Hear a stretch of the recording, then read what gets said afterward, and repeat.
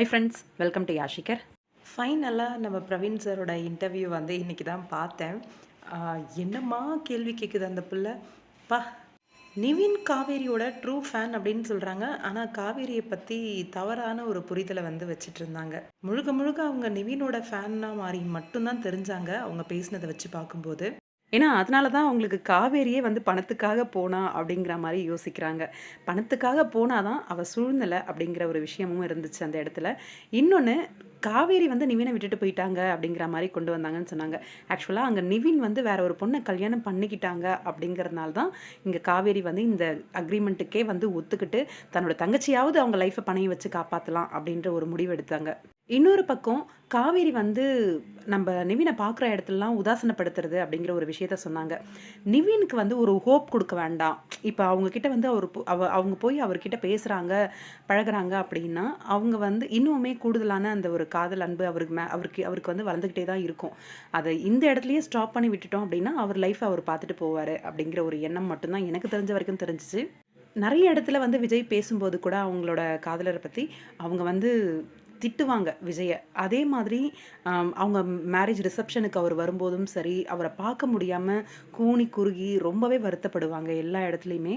அந்த theatre concept அந்த இடத்துல வந்து எதுக்கு அப்படி வச்சிங்க அப்படின்னு சொல்லி கேட்டாங்க. டைரக்டர் பக்கவான ஒரு பதில், நான் ஜெயிச்சிட்டேன், இதை எதிர்பார்த்து தான் நான் அதை வச்சனே அப்படின்னு சொன்னார்.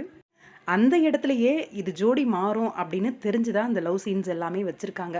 அவர் சொன்னதை நீங்கள் தெளிவாக கேட்டிருந்தீங்கன்னா அப்படின்னு உங்களுக்கே தெரிஞ்சிருக்கும். விஜயோட என்ட்ரி இப்போ டிசைட் ஆனது கிடையாது.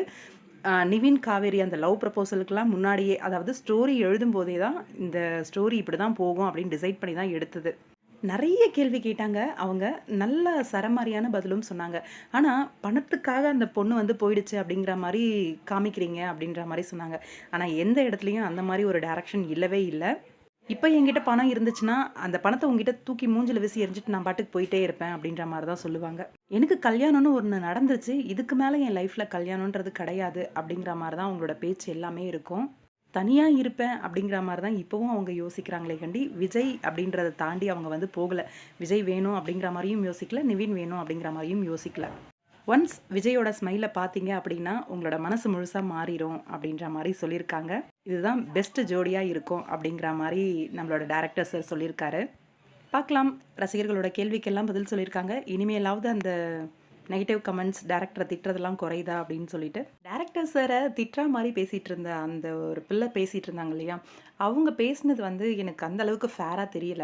ஆனால் இன்னொருத்தவங்க பேசினாங்க, நியாயமாக பேசினாங்க. காவேரியோட சுச்சுவேஷன், அதே மாதிரி நிவினோட சுச்சுவேஷன் எல்லாத்தையுமே விளக்கி சொன்னாங்க. நிவின் போனதால தான் மனசு உடஞ்சி இவரை கல்யாணமே பண்ணிக்கிட்டாங்க அவங்க அப்படிங்கிற விஷயத்த தெளிவாக சொன்னாங்க. எல்லாரோட பாயிண்ட் ஆஃப் வியூவும் சொன்னாங்க. ஆனால் நானுமே நிவின் காவேரி ஃபேன் தான். ஆனால் அவங்களோட வியூ பார்க்கும்போது க்ளீனாக நீட்டாக எடுத்திருந்தாங்க அப்படின்னு விளக்கம் கொடுத்துருந்தாங்க. ஆக்சுவலாக அவங்க பேசினது எனக்கு ரொம்பவே பிடிச்சிருந்தது. நல்லா 2 பக்கமும் யோசித்து நியாயமாக பேசின மாதிரி இருந்துச்சு.